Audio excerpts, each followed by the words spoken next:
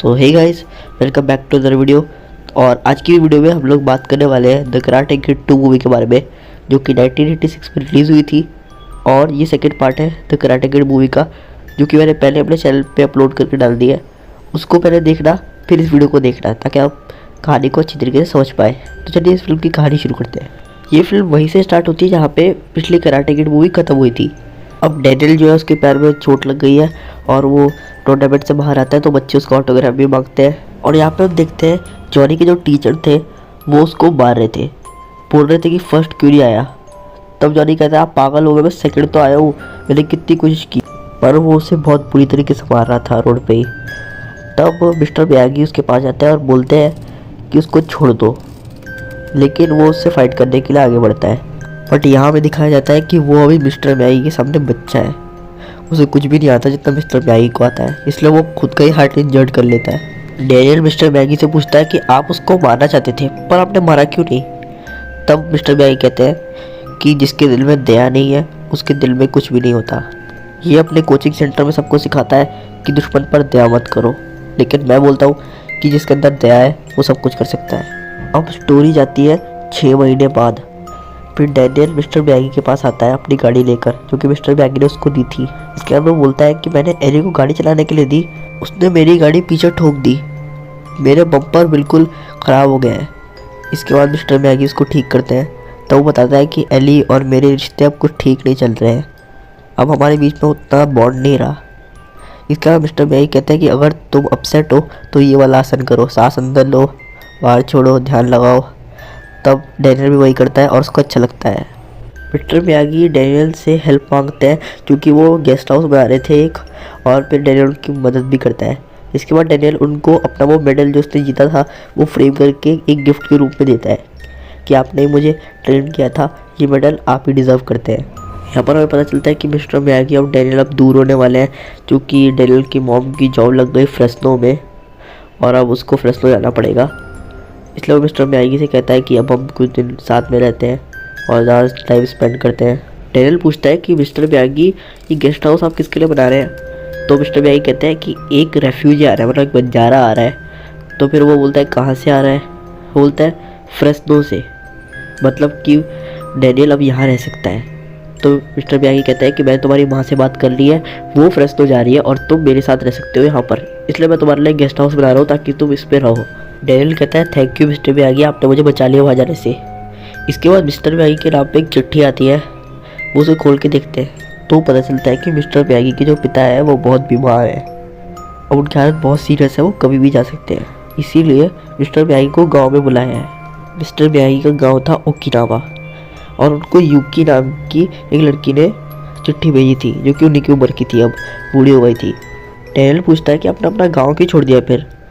तब mister Miyagi बोलते हैं कि मुझे प्यार हुआ था इसी से, यूकी से, बट उसकी शादी तय हो गई थी, वो भी मेरे सबसे अच्छे दोस्त से, मेरे बेस्ट फ्रेंड से, इसका नाम था साटो।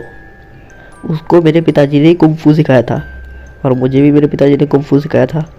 हम दोनों बचपन से ही साथ में रहते थे, बट जवानी में हमारी लड़ाई बस एक लड़की को लेकर हो गई थी और साटो ने मुझे चुनौती दी थी लड़ने के लिए, लेकिन मैंने गाँव ही छोड़ दिया क्योंकि मैं उसको किसी और के हाथ में नहीं देख सकता। मुझे उससे शादी करनी थी, बट सब गांव वाले चाहते थे कि वो साटो से शादी करे, उनका रिश्ता भी तय हो गया था। अब मैं कौन होता हूँ बोलने वाला, जबकि मेरे पिताजी भी कहते थे कि यूकी शादी मत करो। इसीलिए वो बहुत दुखी होकर गांव छोड़ के शहर में आ गए, यहाँ पर एक आर्मी की नौकरी करी और अब रिटायर हो गए हैं। यहाँ पर सेटल भी हो गए थे, बट जैसा कि मैंने पिछले में बताया था उनका देहांत हो गया, मेरी वाइफ का और मेरे बच्चे का, इसीलिए अब मैं अकेला रहता हूँ यहाँ पे। तब डैनियल को बहुत बुरा लगता है कि इन्होंने क्या क्या नहीं देखा अपनी ज़िंदगी में। मिस्टर मियागी अगले दिन ओकिनावा पहुँचने के लिए एयरपोर्ट पहुँच जाते हैं। फिर डैनियल अपने सेविंग्स से, जो उसने जमा किए हुए थे पैसे, उनसे एयरपोर्ट की टिकट खरीद लेता है और कहता है मिस्टर मियागी से मैं भी जाऊँगा ओकिनावा आपके साथ। वहाँ पर जोजन नाम का एक लड़का होता है जो कि मिस्टर मियागी को पिक करने के लिए आता है और वो कहता है मुझे यूकी ने भेजा है, लेकिन वो साटो के घर पे जाता है क्योंकि साटो ने उसको बोल रखा था कि पहले मिस्टर मियागी को मेरे घर पे लाना। और साटो और मिस्टर मियागी मिलते हैं, वो कहते हैं बहुत अच्छा लगा तुमसे मिलकर और मैं आज भी तुमसे लड़ने के लिए उतने उतावला हूँ। मिस्टर मियागी कहते हैं 45 साल गुजर गए, अब तो तुम्हारे बच्चे भी हो गए, तुम अभी तक उसी बात पे लड़ना चाहते हो, क्योंकि मैंने सबके सामने कहा था मैं यूकी से शादी करूँगा, अब तुमने कर ली ना, तो अब लड़ाई किस बात की। बट साटो कहता है कि मुझे एक बार तुमसे लड़ना है। बस मिस्टर मियागी कहते हैं कि नहीं, हम बचपन में कितने अच्छे दोस्त थे, अब तुम्हारे गुस्सा होने का क्या मतलब बनता है। इसके बाद वो वहाँ से चले जाते हैं। फिर वो अपने पिताजी के पास जाते हैं। वहाँ पर उनको कुमिको मिलती है और वो बोलती है कि यूकी अंदर आपके पिताजी के पास है। फिर कुमिको और डैनियल मिलते हैं, उनमें अच्छी दोस्ती हो जाती है पहली बारी में ही। इसके बाद मिस्टर मियागी यूकी से मिलते हैं, बहुत इमोशनल हो जाते हैं और अपने पिताजी को भी देखते हैं।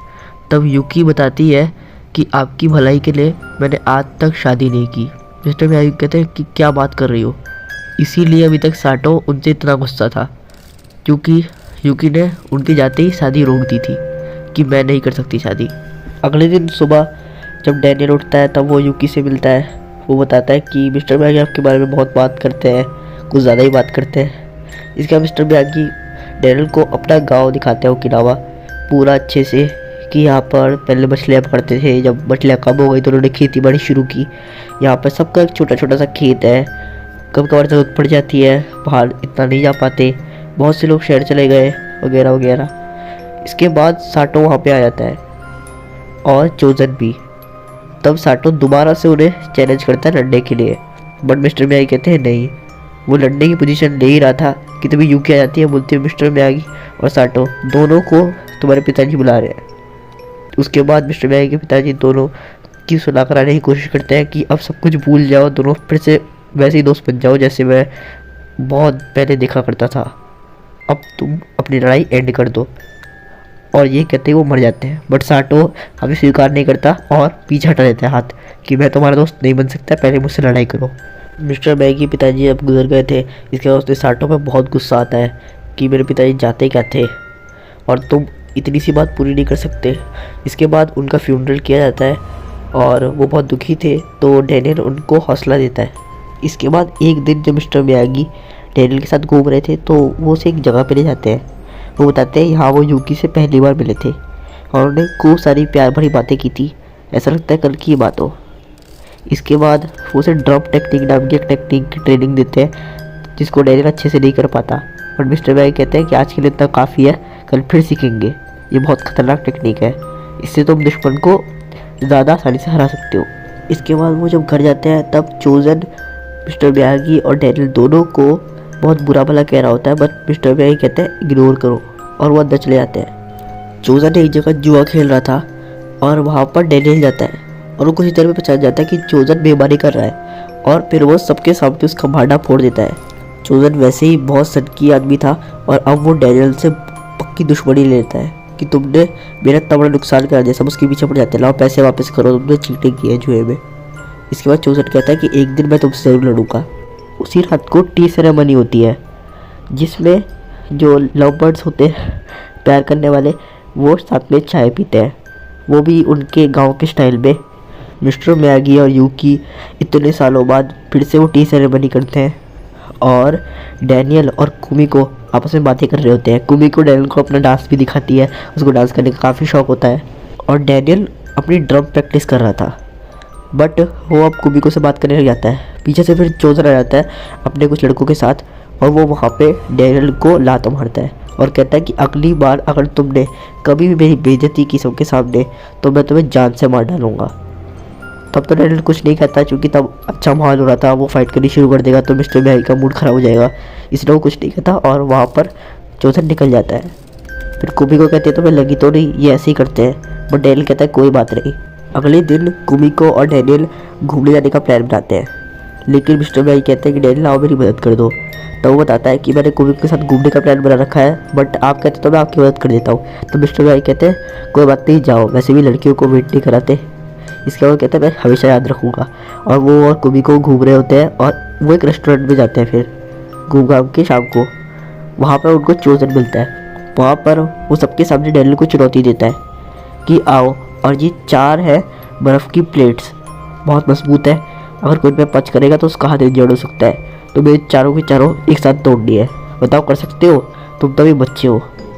लेकिन डैनियल कहता है कि मैं ये नहीं करना चाहता, बट तभी वहाँ पे मिस्टर मियागी आ जाते हैं और कहते हैं डैनियल अब तुम्हें शर्त लगानी पड़ेगी।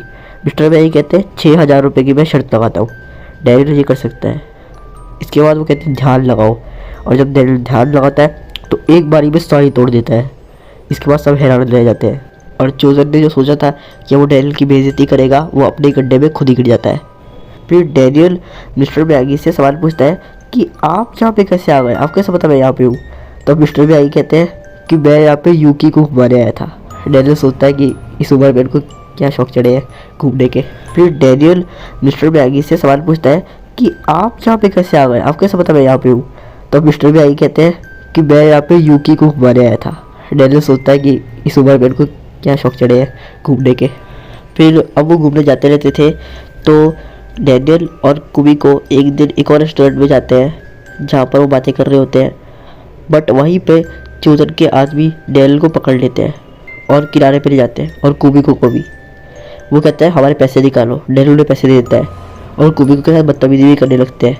तभी डैनियल वहाँ पे सभी गुंडों को इतना मारता है कि वो बेहोश हो जाते हैं और अपने पैसे लेकर वहाँ से चला जाता है। इसके बाद जो साटो होता है वो चोजन को बहुत डांटता है और कहता है कि तुम डैनियल से पिट के आ गए, क्या इज्जत रह जाएगी मेरी। क्योंकि साटो ने ही चोजन को सिखाए थे कुंफू, जिसको कराटे नाम दिया था ओकिनावा में। इसके बाद साटो रात को ही डैनियल पे हमला कर देता है और जो मिस्टर मियागी का घर होता है उसको भी तोड़ फोड़ करने लग जाता है। मिस्टर मियागी कहते हैं कि तुम क्या कर रहे हो, बट साटो कहता है कि अगर तुम्हें अपना घर प्यारा है और इस लड़के की ज़िंदगी प्यारी है मुझसे लड़ाई करो। तो मिस्टर मियागी कहता है कि तुम अब लड़ाई के लिए तैयार हो जाओ। मैं तैयार हूँ, इतने सालों से मैं तुम पे दोस्ती का हाथ बढ़ा रहा हूँ और तुम बाज ही नहीं आ रहे अपनी हरकतों से, आज तुमने ये हरकत कर दी। इसके बाद वो कहते हैं कि अब तुम तैयार हो जाओ, आज शाम को ही हम लड़ने वाले हैं इसी जगह पे जहाँ पे मैं खड़ा हुआ हूँ। इसके बाद साटो भी तैयार हो जाता है और मिस्टर मियागी भी तैयारी करने लग जाते हैं। अपनी प्रैक्टिस करते हैं कि आज वो साटो को छोड़ेंगे नहीं।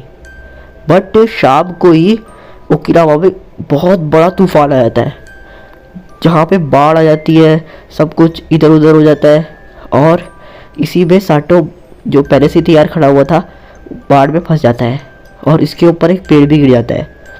तब मिस्टर मियागी आते हैं और डैनियल आते हैं, दोनों मिलकर साटो को रेस्क्यू करते हैं और चोजन को भी बहुत चोट लग जाती है इस बाढ़ में। सब अंदर आ गए थे बट यूकी बाढ़ में फंस गई थी और वो मदद के लिए चिल्ला रही थी कि कोई बचाओ मुझे, कोई बचाओ। तो साटो अपने स्टूडेंट चोजन को कहते हैं जाओ यूकी को बचाओ, बट चोजन कहता है कि मैं जाऊंगा मर जाऊंगा। साटो कहते हैं कायर हो बुज़दिल हो, जाओ ना, लेकिन वो नहीं जाता, उसको डर लग रहा होता है। तब मिस्टर मियागी कहते हैं ये है तुम्हारा स्टूडेंट, मैं अपने स्टूडेंट को बुलाता हूँ। तो वो डैनियल को कहते हैं डैनियल जाओ, जबकि डैनियल ज़्यादा घायल था चोजन के मुकाबले। तो फिर डैनियल अपनी जान पर खेल कर यूकी को बचा ही लेता है। तब वो पूरे शहर के लिए हीरो बन जाता है और साटो मिस्टर मियागी से दोबारा दोस्ती कर लेता है। सब कुछ सुलह हो जाती है और वो कहता है चोजन को चले जाओ यहाँ से, मैं किसी कायर के साथ नहीं रहता और आज से तुम मेरे स्टूडेंट नहीं हो, चले जाओ यहाँ से। इसके बाद उनका एक फेस्टिवल होता है जहाँ पे कुबी को अपना डांस करनी होती है। बट तभी वहाँ पे चोजन आ जाता है कि मैं कुबी को से शादी करना चाहता हूँ, मुझे इस पर क्रश है, और वो सबके सामने उसको लेके भाग रहा होता है। तभी डैनियल उसको रोकता है। चोजन कहता है कि डैनियल तुम लड़ोगे मुझसे, अगर तुमने मुझे हरा दिया तो मैं इसी वक्त कुबिको को छोड़ दूंगा। तभी डैनियल और चोजन के बीच में फाइट होती है, लेकिन अब चोजन बहुत ज़्यादा ट्रेनिंग करके आया था और वो डैनियल को हरा रहा था, इसीलिए डैनियल क्रेन मूव का यूज़ करता है। बट यहाँ पे क्रेन मूव बहुत ही नॉर्मल बात होती है जो कि कैलिफोर्निया में तो नहीं थी, क्योंकि वहाँ पर कराटे इतने ज़्यादा डेवलप नहीं हुए थे। बट यहाँ पर क्रेन मूव का तोड़ हर कोई जानता है, इसीलिए मिस्टर मियागी उसे एक इशारा करते हैं कि ड्रम टेक्निक का यूज़ करो, और फिर डैनियल ड्रम टेक्निक का यूज़ करता है और चोजन को हरा देता है।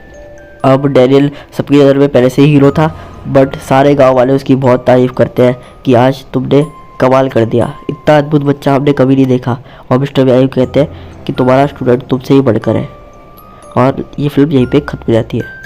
तो गाइस ये थी द कराटे किड 2 मूवी की पूरी स्टोरी। होप सो कि आपको कोई वीडियो पसंद आई हो तो लाइक कर देना, शेयर कर देना, सब्सक्राइब जरूर कर देना मेरे चैनल को, और ऐसी इंटरेस्टिंग वीडियो देखने के लिए मेरे साथ जुड़े रहिए। और इसका नेक्स्ट पार्ट भी मैं जल्दी अपलोड करूँगा, तब तक के लिए स्टे ट्यून्ड।